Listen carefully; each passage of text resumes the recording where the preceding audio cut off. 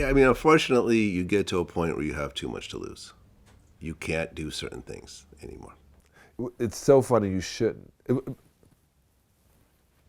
It's always dangerous dealing with people who have nothing to lose, who don't care about going to prison, who don't care about throwing their life away, who are already living on the edge. Well, I smile a lot because I have a lot to frown about, but I choose to find the silver lining in everything I do. But and I like now I'm working on detachment. Uh, sounds so crazy, but happiness is yours. Your joy is for you to get. And if anybody that you feel that you love or like, whatever makes them happy, whatever it is, you're supposed to be okay with it. Right? If not, then it's your ego that's getting in the way. Hmm. So I remember I came out of the jungle and I said, I'm going to do whatever I want to do, however I want to do it, whenever I want to do it. It's the only life I have. And my wife said, well, what about us? And I said, I think you guys should take on the same mentality. And it makes me, as my brother says, you're the most selfish, but I'm not selfish. I'm just constantly trying to make myself better. I'm trying not to be a shitty person. Like if I'm going to say something and I think it's going to hurt your feelings, I won't say it. Because it's not going to bring me joy. Well, speaking of that, in terms of things that bring you joy, Patrick Paterson. Who's that? From the LA Clippers. Referred to black women as bulldogs. You heard about this?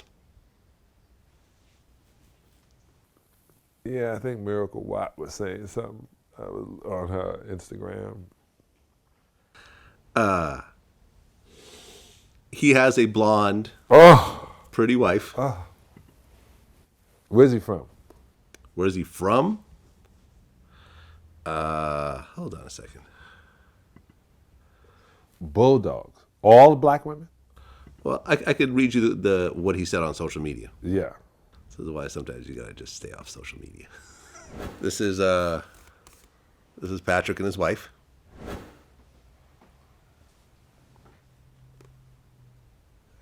Okay. And so he was on social media. And he said,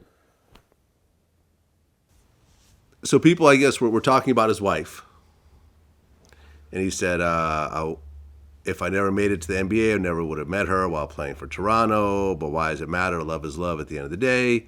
So someone answered him and said, oh, but it's not that, bro. You grew up loving our women. Why wait till you get some real money? For your perspective, and even if you wasn't in the NBA, if you worked at Walmart in Toronto, would you stand a chance, bro? So I guess he grew up in Toronto, is what I'm assuming here.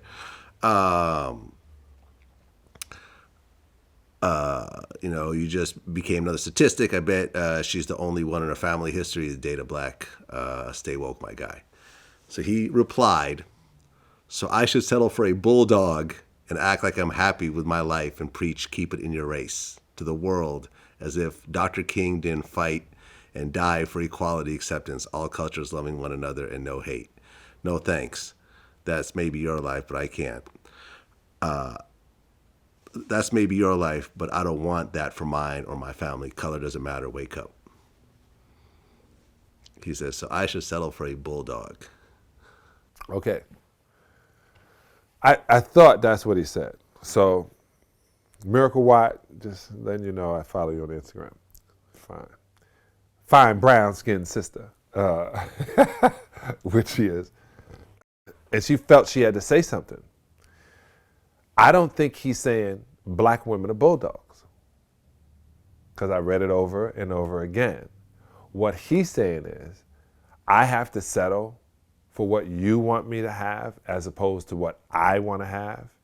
And I lived in Toronto, right? My favorite artist in Toronto is Chaos, and one of the reasons Chaos was one of my favorite artists is he said we didn't grow up with R&B radio or grow up with reggae.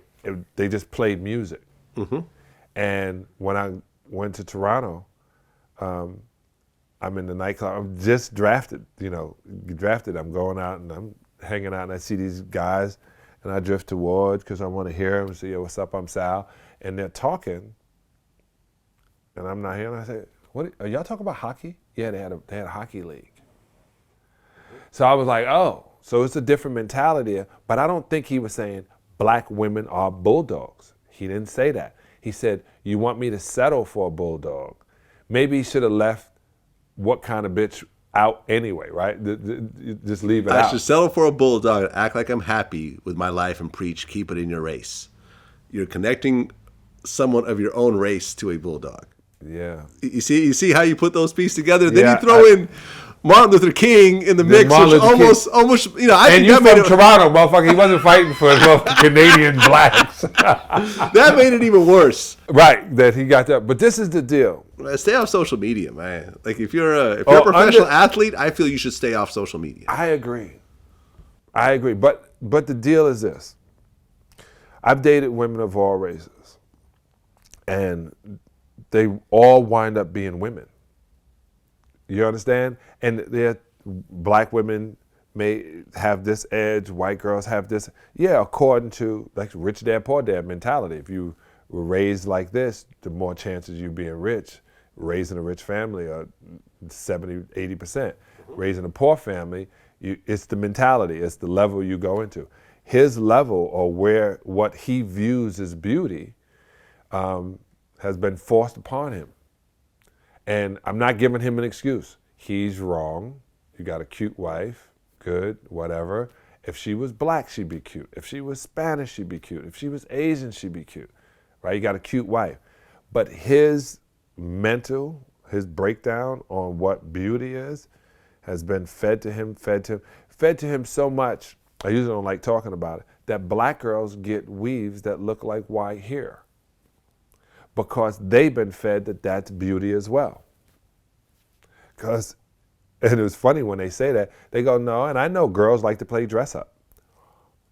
But if you wasn't forced to this Farrah Fawcett, beautiful long hair all the way down, Asian hair, Indian hair, they didn't say African hair, they call it Indian hair.